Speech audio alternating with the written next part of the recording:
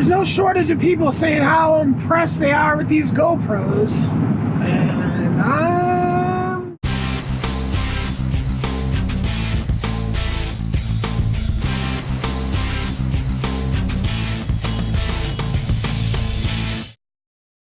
there's no shortage of people saying how impressed they are with these GoPros. And I'm the same as everybody else.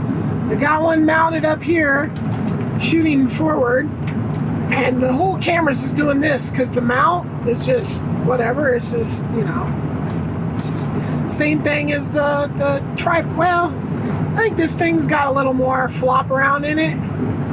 But then I'm looking at the picture that's actually being produced by it, and it's freaking like, looks like it's perfectly still almost. It's pretty amazing, really. So I'm getting some pretty good shots of the mountains, hopefully. Data and this kind of shooting where I'm just, you know, I'm doing stuff. I mean, I'm all over the place on what this channel is about. I have to get like stuff today. I still need a couple things. Like I need some rags, like paper towels just aren't cutting it to get the grease and the stuff that I need to deal with the backhoe. So, and then like I'm gonna just buy, like, cause like after the last time I got done greasing, it's like I was finding grease all over myself because so I'm gonna buy one of those, basically like a mechanic's outfit, so I can just put that thing over my clothes and just freaking get greasy. Like, don't even sweat it. I just have to get her done.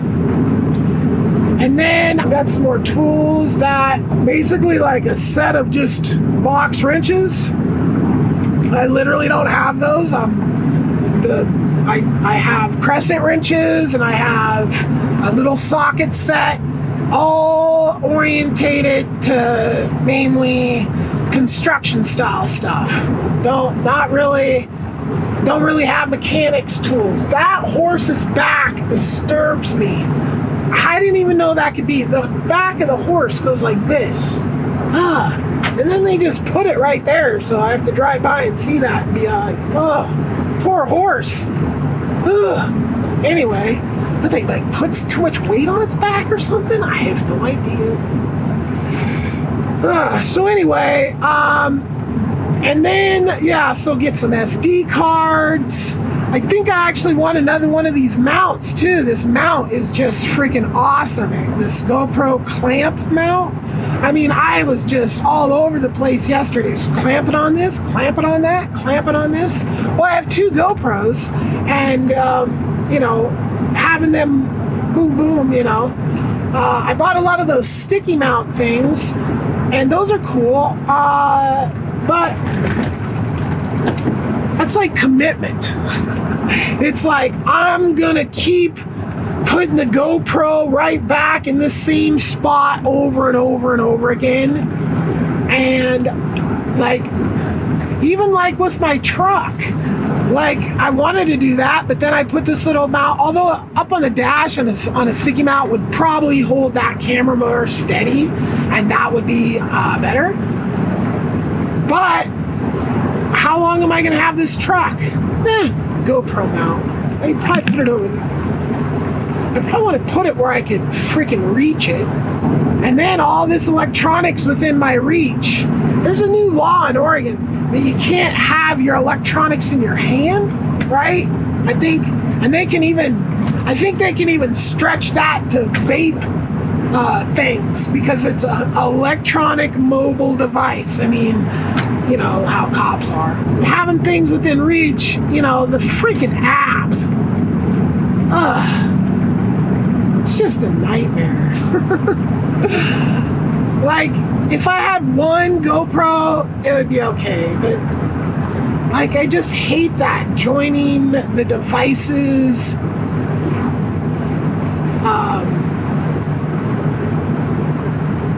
Wi-Fi network. Like, why can't it'd be reversed and it like joined the iPad's network, so it could just freaking work with more than one thing. So that's going into settings, and I mean, this one, I don't even think at this point, I don't even think I can use it with the app. Like, I don't know. It shows up in the Bluetooth thing, but yeah. So, I don't know. Not a big fan of apps that run cameras. I haven't really seen one that doesn't piss me off in like 5 seconds.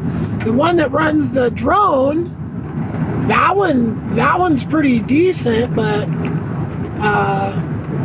it kind of has to be. That thing would seriously, I mean, it's a drone, it's flying, it's a thing that flies, so if it didn't work right, that would definitely be a huge problem. So then tomorrow I am freaking back to driving again. I have to, I take my laundry to Prineville because that laundromat's so clean. Like the one laundromat that I took my clothes to here in Bend, it was gross. Disgusting. One of the filthiest laundromats I've ever been to. So it's worth going to Prineville to do my laundry. And it's closer than Bend. It's a way quicker drive. And I'm gonna go for the permit. And that's gonna be a big deal, right? If I can get a permit to build this sewage treatment plant based on those plans that I drew up, I am gonna be so freaking happy. That is going to be a major hurdle that I was just kind of envisioning being a nightmare. But it might not even be a nightmare. So it's just ridiculous how much I have to drive. Like I just drove to Portland the other day, and that's like, you know, I was driving for like, I mean, just the drive there, and then once I get there, I drive all around over there. So I mean, it's like a 12-hour day of driving or something.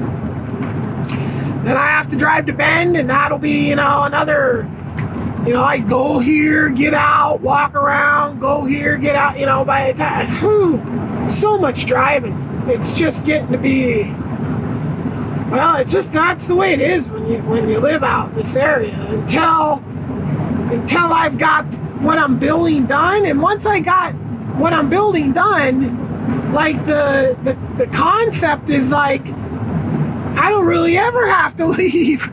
Like everything is just there, regenerating all the time. So that'll be awesome because I think every hour that you sit on your butt is like smoking a cigarette or something.